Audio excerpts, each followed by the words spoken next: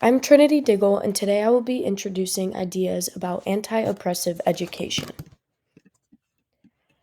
I will be discussing ideas brought upon by Kumashiro.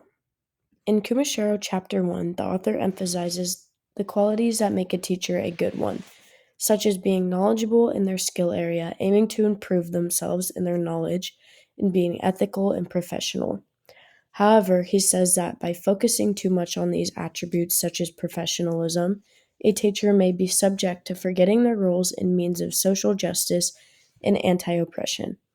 It is important to focus less on the way that society believes you should be as a teacher and more on how you can encourage a certain comfortability in your classroom, despite the uncomfortable feelings that aiming to create programs to inhibit oppression might bring. Kumashiro introduces ways that teachers can become more aware of this issue, such as 1. Aiming to understand your students and their needs, 2. Fighting against a lack of systematic knowledge and material in the education system when it comes to multicultural, LGBTQ, and other issues. And lastly, 3. Challenging the norms in education to produce change in the education system. The author expresses a need for teachers to address sensitive subjects such as equality more often in the classroom as it often goes unnoticed, which can lead to some students feeling unseen in a place where they should feel the most seen. In Kumashiro Chapter 3, the author mentions his belief that there is an overall lack of knowledge of oppression in teachers. The author addresses the wide belief that classrooms should be a neutral place where issues such as political beliefs, personal beliefs, and social justice are not mentioned or should not interfere with the material a teacher covers.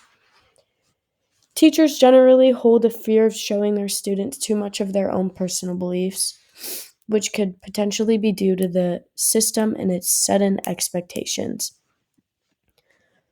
The author also mentions the hidden and outdated stereotypes in the classroom when it comes to gender and sex roles.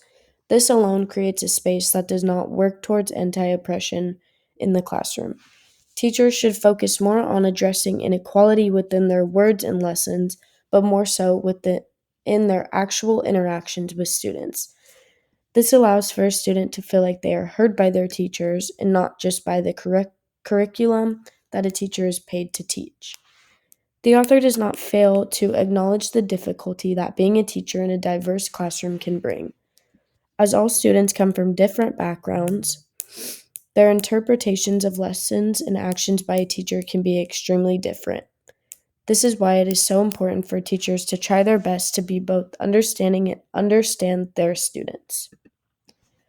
In Kumashiro Chapter 4, the author mentions how the education system often ignores the importance of discussing real world and current events and issues that students face in their everyday lives. The author provides a personal example. The author provides a great example of this tendency for teachers to avoid real world problems due to them being controversial. He reflects back on 9/11 and how most teachers avoided discussing this event while it was going on in hopes of preserving the structure of their planned curriculum. While it is important to teach curriculum, forgetting to mention events that may take an emotional toll on students is bound to lead to a classroom environment where interactions are surface level and students feel emotionally and socially neglected. The author challenges teachers to incorporate real-world events and experiences had by students into their lessons. It is important to create a space for your students to express their opinions and feelings about social issues.